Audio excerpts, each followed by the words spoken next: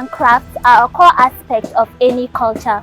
Although there is a general decline in traditional crafts, some resilient craftsmen continue to operate, especially here in Nigeria.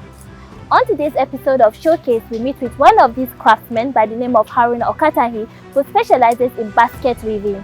This is Showcase and Nafisa Abdul Ali.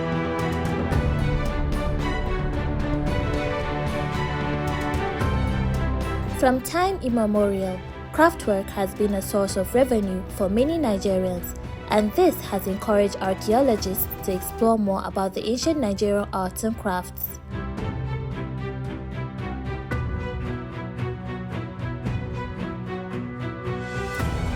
Traditional arts are practiced in towns and villages, while most of the works of art designed by craftspeople from across the country are sold in major urban markets.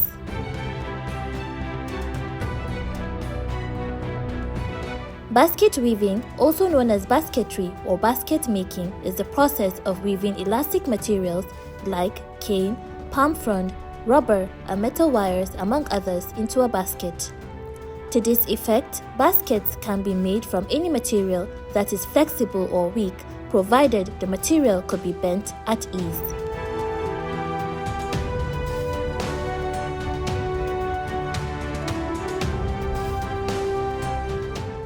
Baskets come in various sizes and achieve several functions.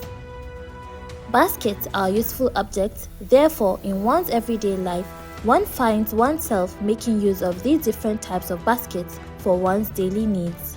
It is one of the world crafts that have remained aesthetically and functionally acceptable in the modern world despite technologically manufactured products. Baskets are called kwandina in Hausa, Abere in Yoruba, Nkata in Anambra State, Ekete in Abia, Ebonyi and Enugu State, and Ide in Umuahia. In Sokoto State, basket weaving is a traditional art that is passed from one generation to the other. People in Shuni, Denge Shuni local government area of Sokoto are renowned for basket making. For decades, the people have broadened the art of making baskets, and it has remained a handy skill for the people and a significant source of income for a good number of them. However, the Hausa weaving techniques are a bit different from the Yorubas. The fiber and raffia weavers of Ikotepene and Calabar have made significant improvement from their old methods of weaving to modern techniques of production, which has, in turn, paved way for more patronage from local and international markets.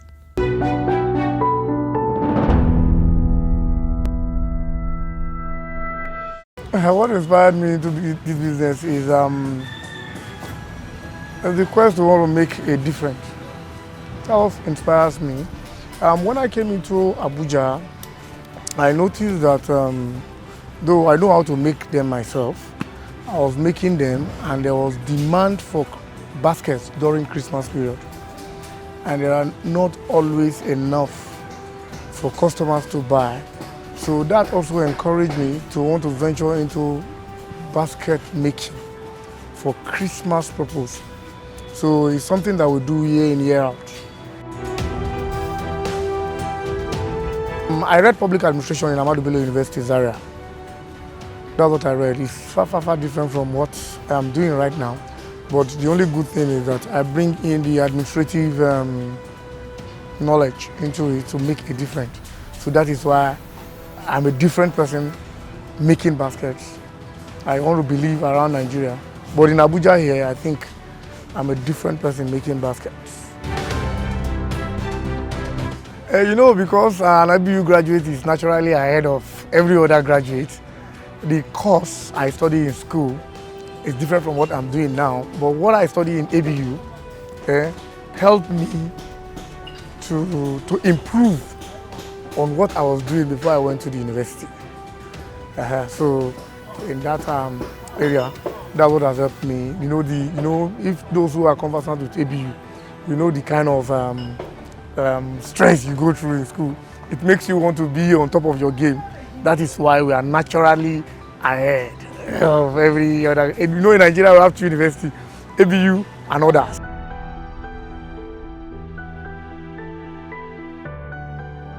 When I graduated from school, I actually wanted to pick up a job I'm just using this to encourage some persons outside there.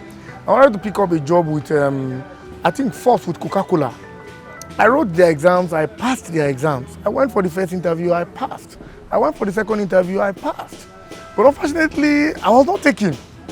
I was almost depressed because I just felt that I could go in there, work for some time, raise money, then move on because the finances were not coming from anywhere.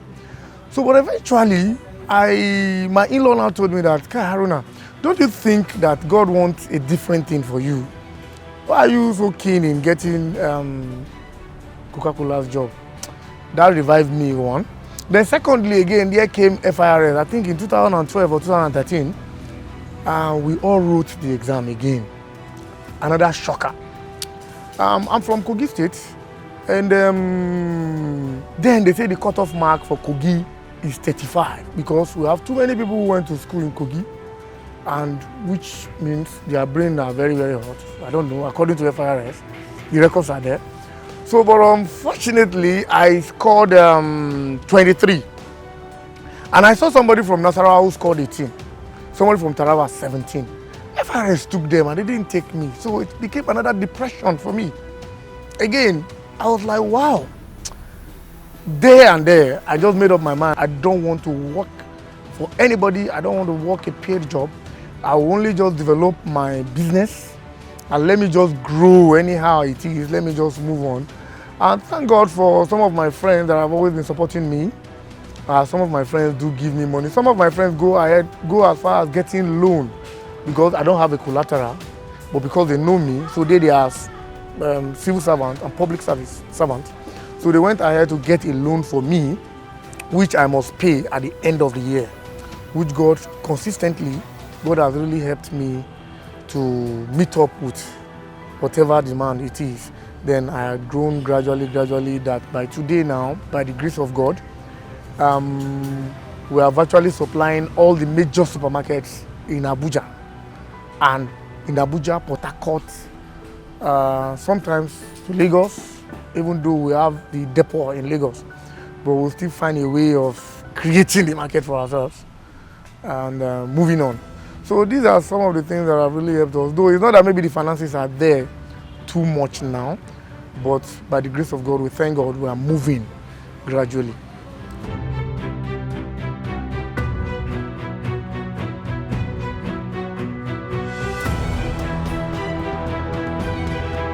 As you can see, am I not looking profitable? I am. It's the basket that has been keeping me, so it is profitable.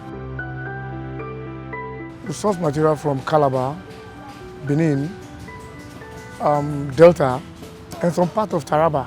But Taraba is out of it now because of the terrain. So those who are still dealing with currently now are people from Cross River, where we get those materials from. But it's really not been very easy though. But God is helping us to sail through. We use rattan and bamboo, but for now it's rattan that we use more because we don't have machines to split bamboo. And if we have machines to split bamboo, I think it will make the materials a little bit easier for us. So we are working on getting machines, even though, you know, our Bank of Industry and stuff like that, their process are too tedious, kind of. So we don't really know how to get them, how to approach them on a better result, because we have tried like 1 or 2 times, but it seems that they don't even have idea of what we are doing. I don't think they captured us in their system, so they don't have idea of what we are doing to possibly know the kind of machines that we will need that will aid us to get the job done easily.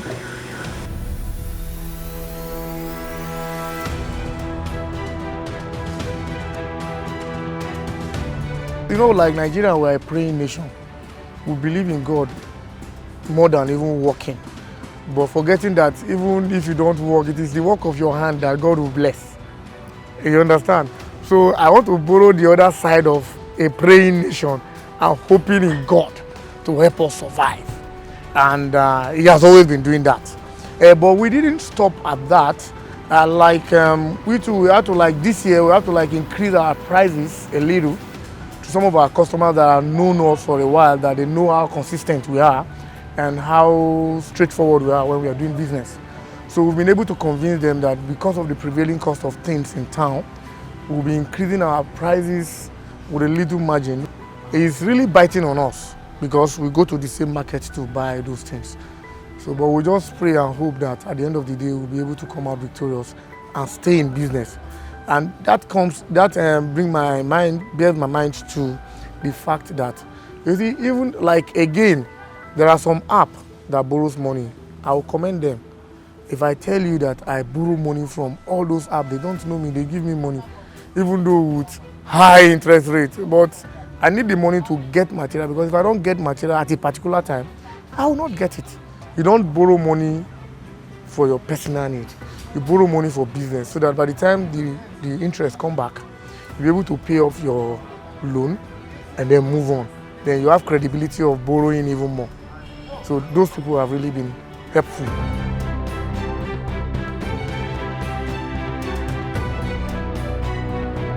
You're still watching Showcase. Let's take a short break and we'll be right back. Do stay with us.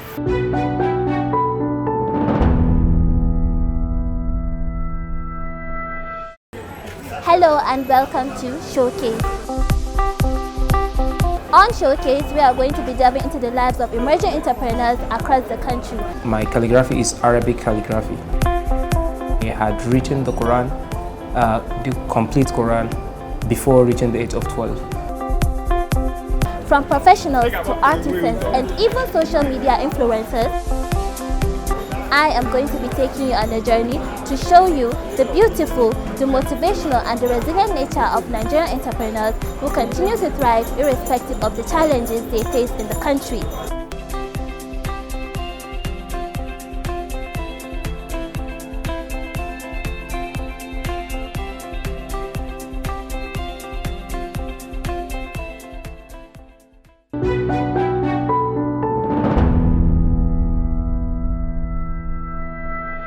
Welcome back to the program. If you're just joining us, we are still here learning about the processes involved in basket weaving.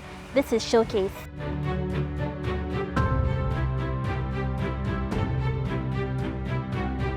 Some of our products are of low quality, no doubt about that. And the reason is because of capacity building, available information. Like for instance, let me tell you why our product will continue to be low if we don't change our perspective towards ourselves. Like Ministry of Environment is saddled with the responsibility of developing rattan and bamboo in Nigeria. And let me tell you true, IMBA, who is the world body for bamboo and rattan, they have enough fund there, training programs there to improve our knowledge on what we are doing. But the Nigerian government is doing nothing about it. So how would our product meet with international standard when we don't have the requisite knowledge? We don't have the training, we don't have the technical know-how. So it's not about shouting, it's about doing the needful. So I'm using this opportunity to call on the Minister of Environment to look into bamboo and rattan. At a point in time, my other colleague went to China, they trained him in China on bamboo and rattan. But since he came back to Nigeria, nobody has asked him for anything. Nobody has even asked him for a report of what did you go to do in China, how can we improve on it. This is over 7 years. So how would our product not be substandard to international community when the international community are growing, you are just where you are?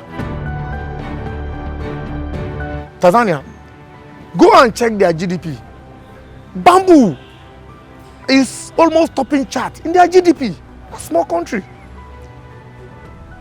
They do bamboo charcoal to meet international standard. They come to export it from Tanzania to US, to Caribbean, Russia. These things are even in high demand that they cannot meet up with. Ordinary IMBA will tell Nigerians to nominate people to bring them for a training. Nigeria will not do anything. Everybody will just sit down and just be waiting. The ministry, the Department of Forestry, they are trying, but sincerely speaking, these politicians, the ministers, are frustrating everything. The other time Imba came to Nigeria, I followed them to the ministry. The minister does not even know what is Imba. He does not know what is Imba. Imba that gulfs out billions of dollars to train people, to buy equipment for you for free. You develop yourself and the ecosystem will be very okay. The minister does not know. So what kind of a country are we?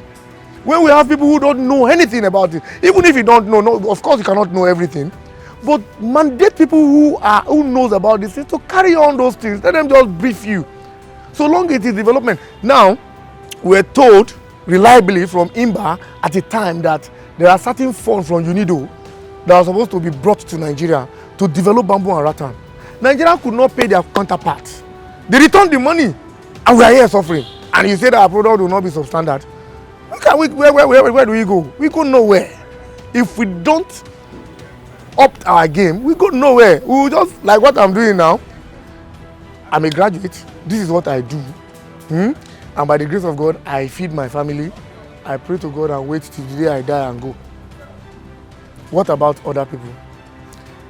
Bamboo and rattan had capacity of employing more than 20,000 youths through the value chain of bamboo and rattan. Now, when you employ, those are the direct labor people that will be working. Then you look at the value chain, you look at the transportation, look at those that will come to sell food for them. Look at, you see, before you know it, all these things, you see, in a way, you just see the economy will be booming. Everybody will mind their business. They will not be answers. People graduate from university, they don't have job to do. And you want them to just sit down like that. You are now holding them that they are doing yahoo yahoo when you didn't provide job for them. If you provide job for them, I don't think anybody will want to do yahoo yahoo.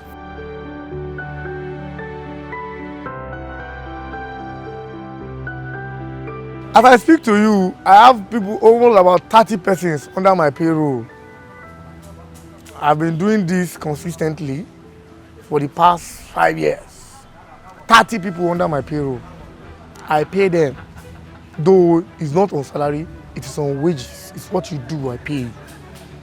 So, but consistently 30 people have been working with us all this while. Each time I come, I see people working, and each time I see that I'm paying somebody, I'm very, very happy.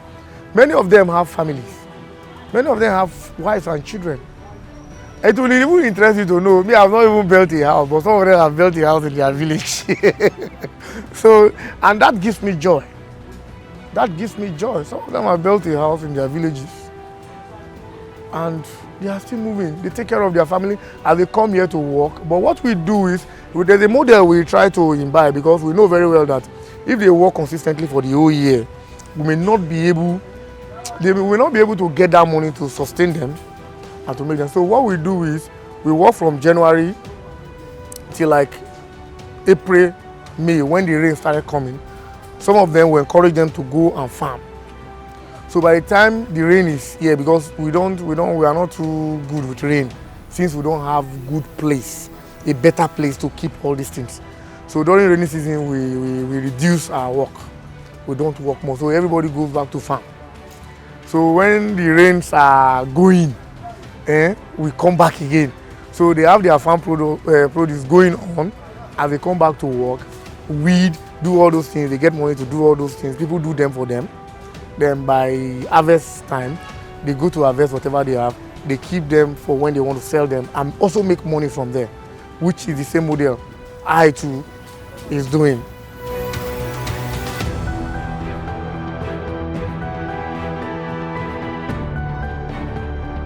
There are different types of baskets. Like we have, let me be mentioning their names. We have Ragamuffin, which is the square. Then we have Big Box, which is the rectangular one. Then we have Extra, which is semi-big. Then we have Extra Large. Those are in the categories of those that are fast-moving. We call them fast-moving products in the system. Then we have the Jonah. Because like what we try to do is we try to personalize some baskets to some supermarkets, so that if you go to those supermarkets, that is the kind of basket you see there. You don't see all those usual baskets that people are used to. We don't give them. but we'll discuss with them before we go into that, so that we're in an agreement that this is what we want to do. But going forward, I think that's what we want to do, so that we rearrange ourselves in such a way. These are part of the things that we learn in ABU. These are part of the things that that inspired us in Ahmadu Bello University. That what you need to do as a graduate, you need to make a difference. Not what everybody is doing that you do. You look at what people are doing, then you go away from it, so that before you know it, like some of my contemporaries, they cannot compete with me. Because if you want to compete with me, you don't know where I'm coming from next. You don't know what I'll do. And if I'm able, like what I have good relationship with my customers. So what I do is I just go discuss with them and tell them, I change their mind away from what you think. So even if you think you want to be doing what I'm doing to want to sell to them, you may be shocked that by the time you get it, they don't need this. This is what they want, and you'll not be able to do it then. So these are the things that makes us unique.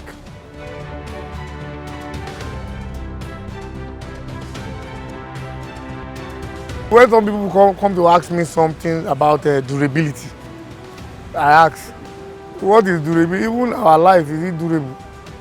We have a time, we have an expiration time. We have a time that will expire. You see, some people, they don't even get old, they die. So would you go and hold God for that? But on a lighter mode, you see, this basket you are seeing, if rain don't touch it and consistent sun, it remains the way it is. And if you don't allow termites to get in there, because even if you keep yourself carelessly, termites will eat you. That is the truth.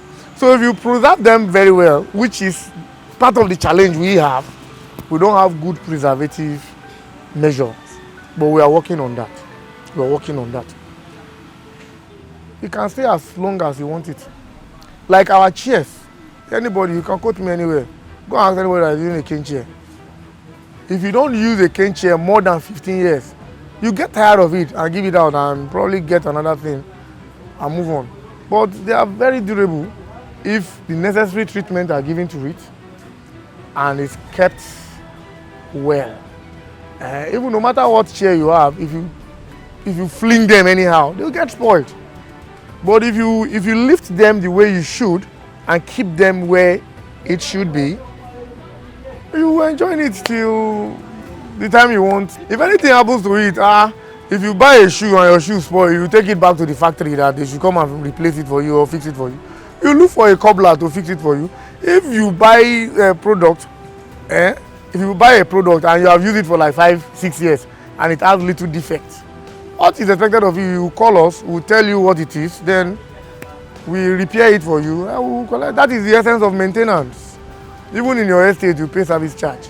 Why don't you just pay one off?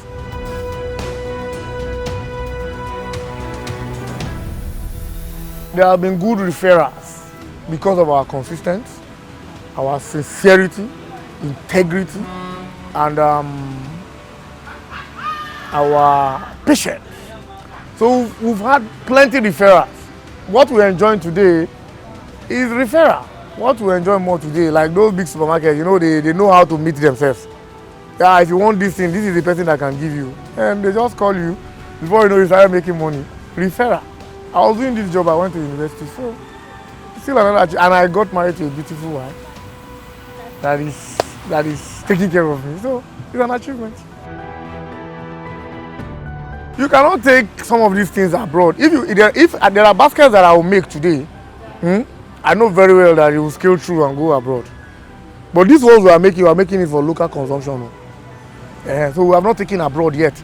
But sometimes people come to tell us they want something unique. They want to take it abroad. Well, we'll make them for them. We know very well that Nigerians will not buy it. So if you come with specification, we'll do it for you. Because like these baskets you're seeing now, if you want to take it abroad, I'll sell it for like 4,000-5,000. Because I will take my time to do it. There's what we call rolling. You roll it that you will not see nail. You will not even know how it's been done. We can do it, but Nigeria will not buy it. So you do the popular demand that can go. The Nigerian will buy. But though some persons, if they see it, they will buy. Like some supermarkets still import foreign baskets. But some of them are reducing it now because we tell them that this thing you are importing, we can do it too. But you will not be able to pay us.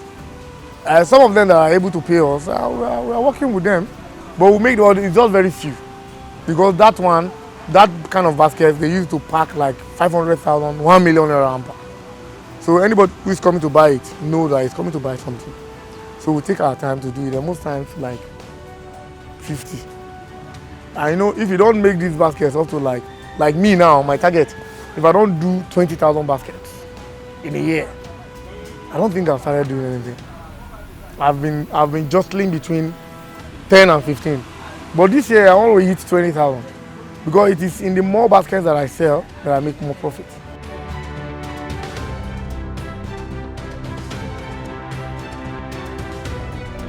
The challenges is the material that I told you. In fact, the major challenge is money.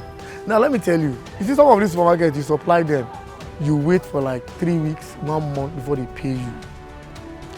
Abroad, you have what they call invoicing. By the time you have an LPO, a bank is ready to finance it for you. But for here now, on our neck, they will cut you. Now, when you supply it, the process you are waiting for money for them to pay because of their policy and inventory and stuff like that, you need to still be doing the job. But here it's not so. So most times, if not God that is helping us, if we supply now, we'll go and fold our hand and be waiting till when they pay us, we'll start again. So that period now is lost. So all these things are challenging.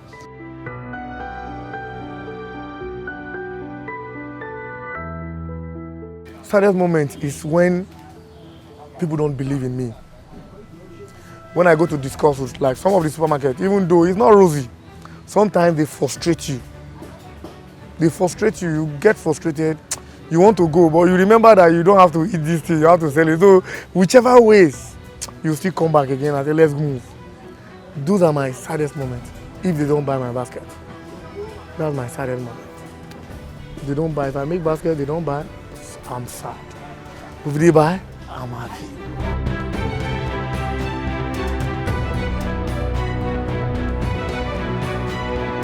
We have come to the end of this episode. As usual, we hope you found it interesting and inspiring. We'll be back next week with another mind-blowing package. Do make sure you continue to do your part by patronizing Made in Nigeria products. I'm Nafisa Abdul Al. Thank you for watching.